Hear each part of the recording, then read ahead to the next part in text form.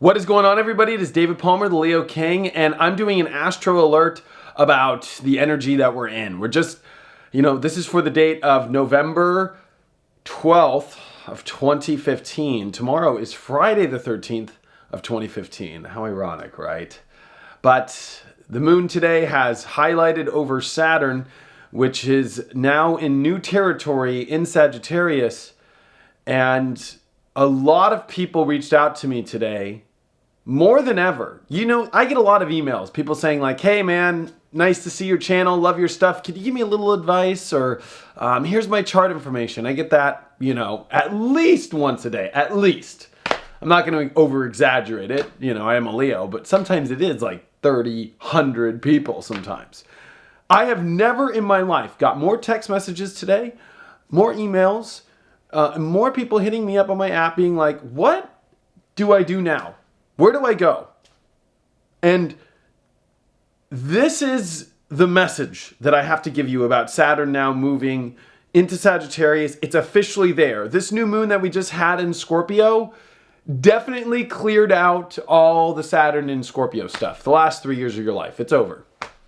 No matter how much, there's going to be a Mars retrograde that comes in here and kind of cleans house of any last residue. There's still a little bit of gunk there. But the universe is moving on. It knows that, the maid will clean up that last little part of the corner of the room with the trash at the end of the day. It's like we don't need to go to the trash can fully just yet. Everything else, though, is pretty good in Scorpio. The main deal, though, is Sagittarius. We're getting ready for a full moon that's going to happen. That's going to highlight Saturn in Sagittarius. The moon today highlighted Saturn where it hasn't been for over 28 and a half or 30 years. And this is making a hard aspect to Neptune, but more importantly, it has taken a long time for us to finally make it to this new chapter. And this new chapter is all about not knowing where to go. Sagittarius is about higher knowledge. It's about knowing a path by believing. And when it squares Neptune at its strongest, which is in Pisces, by the way, of not knowing magical wonders of the universe that the human mind and the human soul, truly has difficult understanding, we're coming into a blind corner. And so it doesn't matter who you are in your life, no matter how sure you think you are, no matter how much Aries is in your chart, no matter how much first house energy you might have going, which Aries is the sign of like, I'm going to do this, I'm going to do that, and I'm taking off. And how ironic that Mars switched into Libra today, where now it weighs everything out, while the North Node has transitioned into Virgo. So this has been a holy shift point for everybody in their lives. And this holy shift point is having to figure out reality. And the South Node in Pisces with Neptune there and Chiron there, I'm going to be honest, there's a lot of lost energy that's going to come up. And Saturn's going to be making squares to this for the whole couple years. And really, if you want to take a look at this, this is all pointing up to Gemini energy. Even though there's no planets in Gemini, you have to see that it points towards it. It also points towards Virgo. So all this energy is affecting the mind. Gemini and Virgo, Mercury. Mercury is trying to figure things out, and there's too much unknown. There's too many, it's like an empty hard drive on a computer. Sure, we come to this computer where we blank, but it's like, okay, we kind of sit there, we get excited, we get the computer, and then it's like, well, what am I going to put on this thing? Like, what am I going to load here? It's not like when you run into a full computer, there's all these things to do, and it's too cluttered and it's slow. There's been so much. Scorpio literally like reformats the hard drive, like reformats your whole life. It like literally erases everything and has you kind of internally start over. It's a reboot, right? Pluto that represents Scorpio is a reboot. And we're still finishing that transit of Scorpio, by the way. So this rebooting energy has got a lot of people up in a tizzy, because when you reboot and you come into the extreme unknown, it's about creating a path. Sagittarius is about, I always use this analogy. Gemini goes, I'm not going to go to China and eat Chinese food. It's gross. It tastes like fish. even though they've never been there. Because they're smart enough to kind of understand, yeah, I've smelt fish before. I've probably been into an Asian market and I've smelt the fish. And from what I've heard and what people have told me, and conversations I've had, and my mind has pretty much figured out that if I go to China and eat Chinese food, it's going to be gross.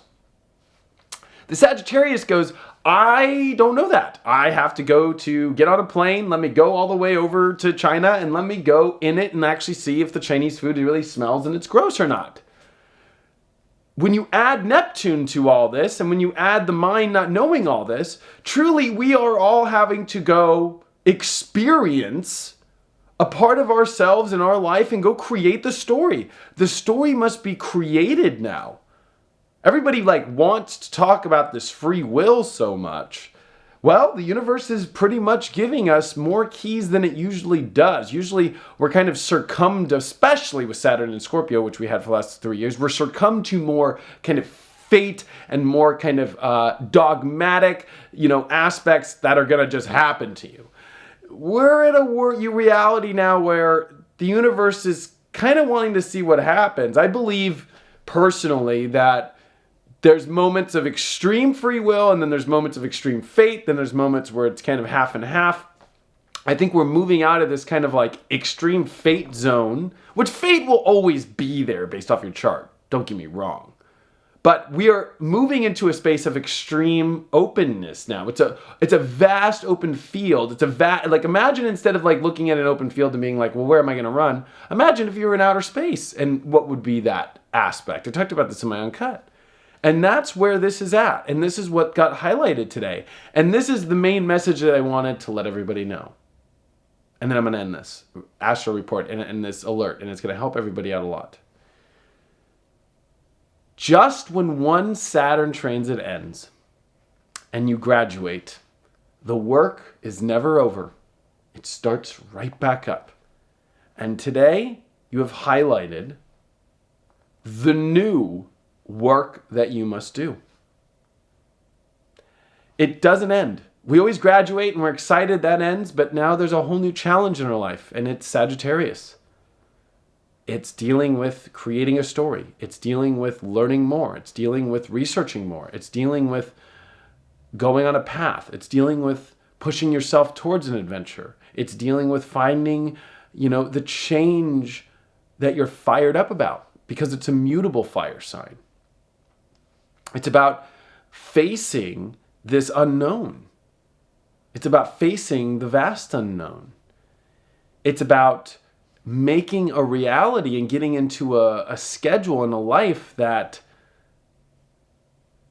doesn't conflict your spiritual values or your imagination, and make sure that it can become real. This is a time more than ever where real dreams can come true if you're willing to be the painter, if you're willing to be the artist, if you're willing to create the story now. This is a very unique year coming in 2016 of Saturn square Neptune. Neptune is literally overpowering Saturn. Saturn can't deal very well right now, because when Saturn enters Sagittarius, he's in the sign of Jupiter's, which is bigger than him. And then you got Neptune, which is in its natural home, making a hard aspect to him. So Saturn is freaking out, I'll be honest. The reality is really bendable and flexible. And I think a lot of people are realizing there's this new work where it's wow, you just kind of got to go figure this out. And of course, it's in Sagittarius. So for each sun sign, Sagittarius it's in a certain spot. You should download my Saturn and Sagittarius video, because now I guarantee you're going to want to watch it more than ever. And that's at my website, inclusiveastrology.com. But don't trip out. Realize that there is always another door to open when one is closing in front of you. Saturn's always going to close a door in Sagittarius, because he's forcing you to learn to open up another. And so it always feels like doors are closing. Doors are closing. Another door closes. Why did this door close when Saturn's in Sagittarius? And it's all because you're realizing, I can open up this one. Thank you so much for joining me on this Astro Alert. I appreciate it so much. If you want to join me on my application, just type in on the iPhone or Android stores, The Leo King, and you can get daily notifications just like this every day. Thank you so much for all the support. And watch my spiritualdancemusic.com special. I put it up on YouTube. It's right below where I just fixed it too with the intro, where I do a reading and we channel the stars into a house music mix, and then I master it in 432 hertz for you to listen to on SoundCloud. So you can do in your meditations or while you're getting ready or whatever, and you can be in the highest vibration and channel the highest and best energy. Thank you so much for joining the Leo King on this awesome Astro Alert, and I will see you on my next report.